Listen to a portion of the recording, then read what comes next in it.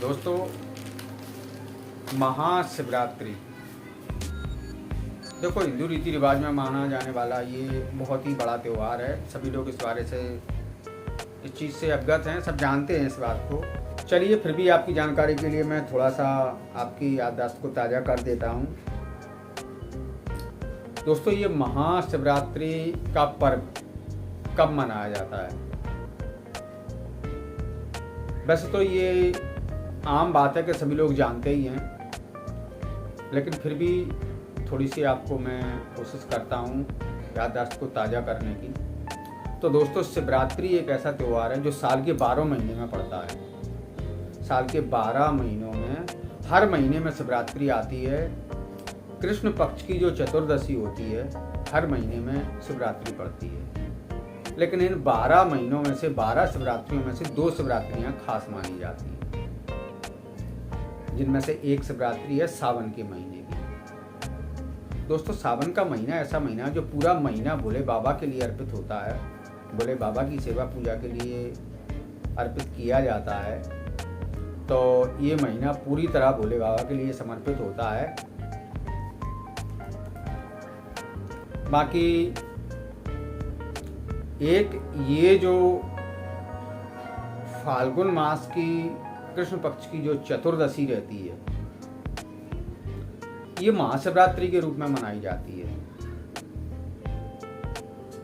इस महाशिवरात्रि का कुछ ज़्यादा महत्व है। क्यों है, चलिए जानने की कोशिश करते हैं। मैं थोड़ा सा आपको कोशिश करता हूँ कुछ बताने की।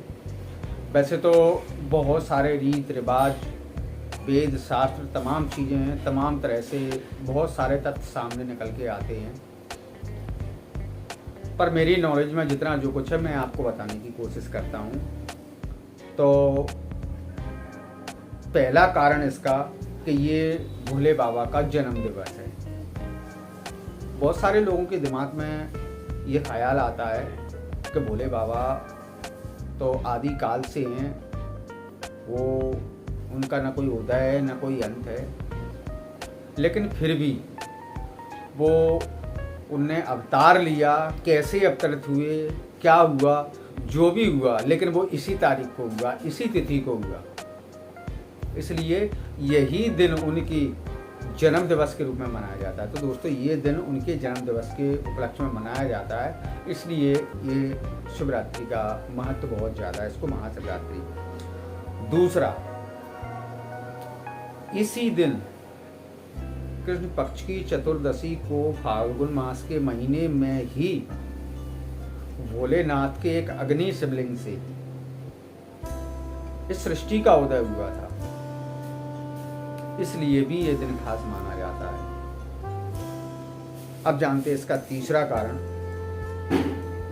तो तीसरा कारण ये है कि इसी दिन भगवान भोलेनाथ और माता पार्वती का विवाह भी हुआ था,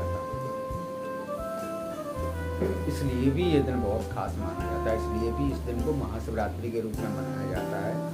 और इसका चौथा कारण जानते हैं।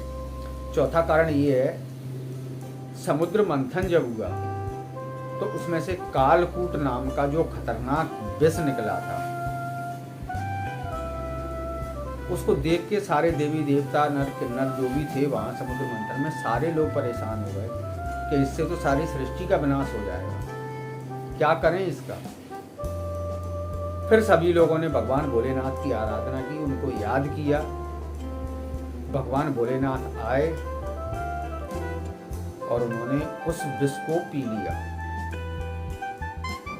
भोलेनाथ जानते थे बहुत ही प्रभावशाली, बहुत ही खतरनाक जहर है, तो उन्होंने उसको अपने पेट में नहीं जाने दिया, उसको अपने गले में ही समाहित कर लिया एक जगह।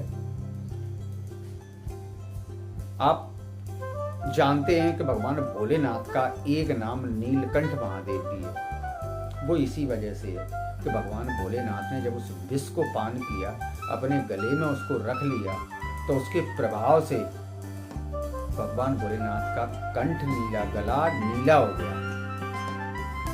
इसलिए भगवान भोलेनाथ का नाम नीलकंठ भगवान पड़ गया उस टाइम से।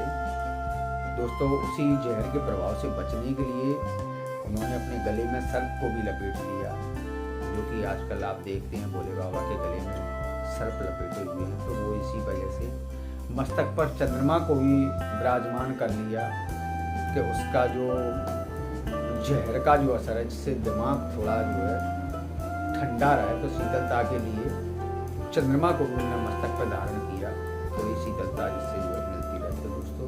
इसलिए भी इस दिन को महाशिवरात्रि के रूप में मनाया जाता है दोस्तों। इसका 5वां कारण जानने की कोशिश करते हैं। 5वां कारण ये है कि इसी दिन ब्रह्मा जी और विष्णु भगवान दोनों में आपस में बहस छिड़ गई। वो कहने लगे मैं बड़ा हूँ, वो कहने लगे मैं बड़ा हूँ। भगवान भोलेनाथ ने देखा कि ये तो आपस में ऐसे उलझ रहे हैं, वो कहता है मैं बड़ा हूँ, वो कहता है मैं बड़ा हूँ, कुछ करना पड़ेगा। तभी भगवान भोलेनाथ एक अग्निपुंज के रूप में उनके बीच में प्रकट होगा, और इतना विशाल अग्निपुंज कि जो पृथ्वी लोक से लेकर आकाश लोक तक जो है काफी विशाल था। और उन्होंने कहा दोनों से कि आप जाइए और मेरे इस अग्निपुंज की आदि से लेकर अंत तक पता करके आइए कि ये नीचे जमीन में पाताल लोक में कहां से प्रकट हुआ है और ऊपर कहां तक गया है। जो इसका पता करके आ जाएगा वो ही बड़ा हो जाएगा। इतना सुनते ही दोनों ब्रह्मा जी और विष्णु भगवान दोनों उसका पता करने के लिए गए। बहुत कोशिश की पर वो कामयाब नहीं हुए, किसी को आदि और अंत का पता ही नहीं चला।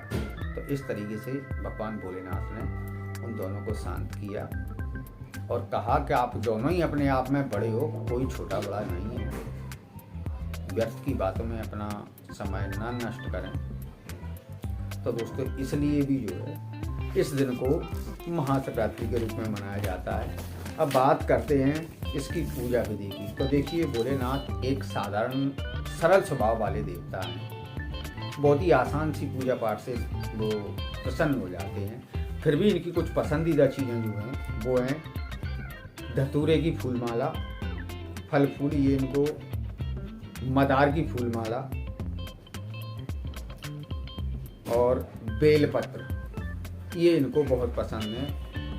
पूजा में पान का पत्ता भी चढ़ाएं, ऋतुफल भी चढ़ाएं, ये चीज़ें भी सुखदायी होती हैं। भगवान भोलेनाथ का आशीर्वाद प्राप्त होता है इन चीज़ों से। और दोस्तों कुछ चीज़ें ऐसी भी हैं जो भोले बाबा की पूजा में वर्जित हैं, तो आप लोगों से विनती है कि पूजा में उन चीज़ों का उपयोग ना करें, जिनमें से केतकी का फूल, तुलसी, हल्दी और कुमकुम, ये चीज़ें भोले बाबा की पूजा में नहीं लगती हैं, तो आप इन चीज़ों को पूजा में ना यूज करें। और दोस्तों इस बार के शुभ मुहूर्त की अगर बात करें तो इस बार 2023 का जो शुभ मुहूर्त है वो 17 तारीख को 8:02 से शुरू होता है और 18 तारीख को 4:18 तक का शुभ मुहूर्त है।